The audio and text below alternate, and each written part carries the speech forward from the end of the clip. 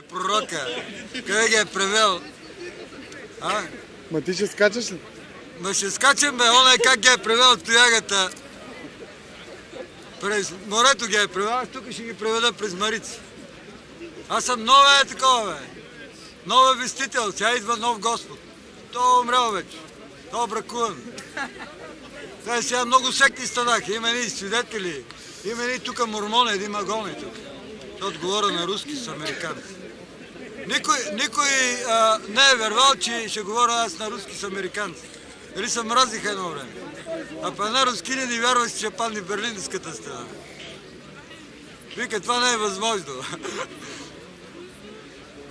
Ти от коя телевизия си? BTV.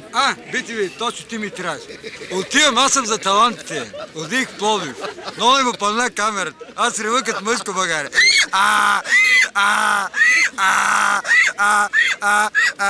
Оде едно куче и дай, че си подивя. Като му изрева като тигър, абе тръгна срещу мен. И ще го гръмна утре. А там знаеш колко полицаи има? 20 полицая. Ще един радиоуправляем модел, ако им прата, оне де ми показват, ножа ми откръмна, бе, полицайите. А за магнитния катинар 200 полицая ще им взема черепите. За магнитния катинар. Те един дойде ми отвори цифрове.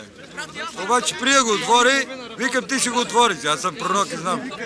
И он мисли, че не му вярвам, че го базикам и го отвори и ми каза числата. Обаче аз като му изкарах магнитния не мога да отвори 3 милиона години. И аз му казах, утре ще науча цялата мала ги отворят. Шефе, я покажи как правиш прилепа.